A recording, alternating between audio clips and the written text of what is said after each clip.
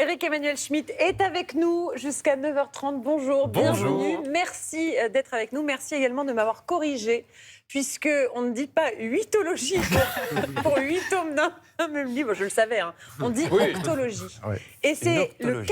4e tome de cette octologie Traversée du temps que vous publiez, la lumière du bonheur. Alors racontez-nous ce projet fou, 8 tomes qui parlent de l'histoire de l'humanité. Oui. Mais c'est fou comme projet. Il était temps qu'on se rende compte que je suis fou, oui. Non, mais c'est une idée que j'ai eue quand j'avais 25 ans. Je me suis dit, on pourrait raconter de façon romanesque l'histoire humaine à travers un personnage qui a le malheur, entre guillemets, de ne jamais mourir, parce que je pense que c'est un malheur. C'est Noam. C'est Noam. Et en fait, ce sont les mémoires de Noam qui, dans l'inquiétude de notre temps, se dit comment sommes-nous arrivés là. Et du coup, il repart à 8000 ans avant Jésus-Christ, à sa naissance. Et là, dans ce 4e tome, il arrive en Grèce. A priori, oui. Ce que j'allais dire, a priori, on est en Grèce, vu la Oui, couverture. c'est ça. C'est le 4e tome, donc c'est la lumière du bonheur. C'est quelle époque? Alors, on est au 5e siècle avant Jésus-Christ, à Athènes, à Olympie. Ah bah voilà, elle est olympique, forcément. Ouais. Parce que dans l'actu. Mais c'est un projet que vous avez eu à 25 ans, vous nous dites. Oui, mais à Vous 25 n'êtes ans... pas dit juste à un moment, bon, c'était une idée de jeunesse, maintenant on va arrêter les bêtises. Parce que vous en avez pas eu Oui, à marre. 25 ans, j'étais capable d'avoir l'idée, mais pas de la réaliser. Mais je me suis donné cette idée comme un programme. À côté de tout ce que j'ai écrit, les pièces, les romans, je travaillais cette grande histoire. C'est le fil directeur de votre carrière? Oui, et j'espère que je vais aller jusqu'au bout. Parce qu'il il en reste reste quatre, 4 tomes à Oui. écrire. Vous avez déjà la trame des Oui. 4 prochains? Oui. Oui. Puis c'est pas des petits tomes, hein, pardon. Il y Voilà, a combien 600 là pages, oui. 600 pages. Oui, Vous savez déjà quelles époques vous voulez décliner par la C'est suite? toujours ces époques où notre humanité bascule.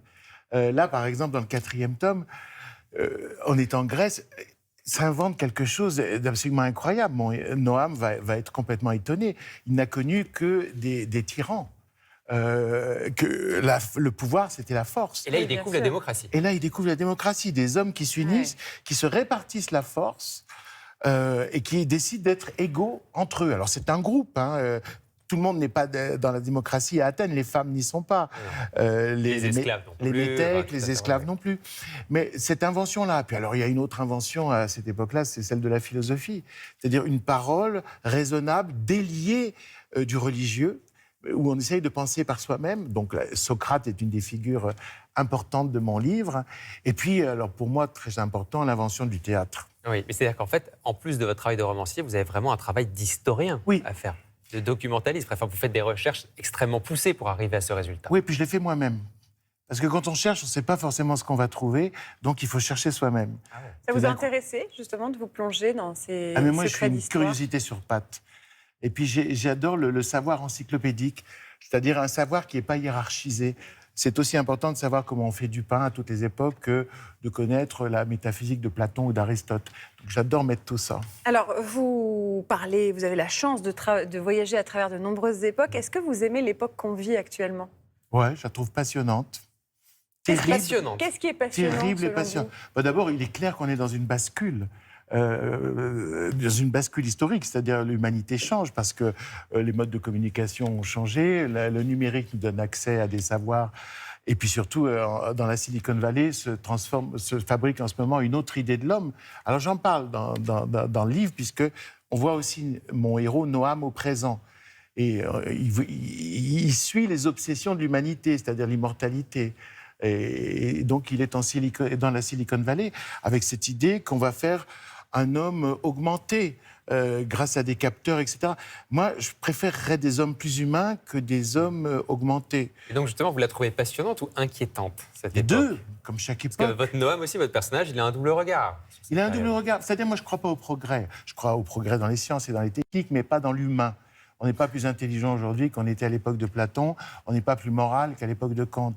Mais je crois que l'humanité ne progresse. Quand elle progresse, c'est pas par volonté du bien, c'est pour éviter le pire. Oui.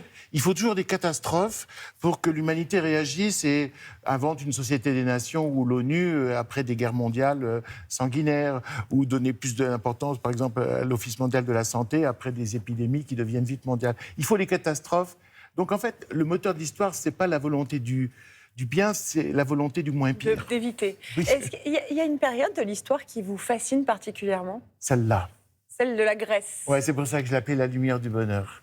Parce que d'abord, il y a une sensualité incroyable dans ce pays. Il y a aussi une sensualité incroyable entre les êtres. Et Noam va vivre des choses extrêmement diverses. Et puis, c'est un coup de génie de l'humanité. Et en fait, quand je dis l'humanité, c'est parce que moi, j'écris ces livres pour élargir le « nous ». Souvent, on dit « nous, les Français » ou alors « nous, les hommes d'aujourd'hui ». Moi, je veux qu'on puisse dire « nous, les Égyptiens »,« nous, les Grecs »,« nous, les Arabes », le « nous humain ». C'est l'histoire de l'humanité qui m'intéresse. Moi, avant une petite pause, vous parlez effectivement d'Olympie, des Jeux Olympiques, le berceau des JO. Les JO, pour vous, ça résonne d'une manière particulière parce que vos deux parents étaient des athlètes de haut niveau. Votre père était boxeur et judoka, votre maman championne de sprint. C'est particulier pour vous, les JO, surtout à Paris? Ah oui, moi, je les suis avec passion. Moi, j'étais allé même les suivre à Rio. J'avais un peu commenté l'athlétisme pour France Télévisions, exactement. Mais oui, et puis alors justement, j'ai envie de rappeler l'esprit des vrais Jeux Olympiques originaux, qui ont duré 9 siècles. Vous connaissez une manifestation culturelle qui dure 9 siècles? Eh ben non. Ça a duré 9 siècles dans l'Antiquité, puis ça a été repris grâce au baron de Coubertin. Mais l'idée, c'était l'idée de la trêve. C'est-à-dire que les cités étaient continuellement en guerre. Et on s'arrête le temps des Jeux. Et c'était une trêve absolue, y compris entre des ennemis.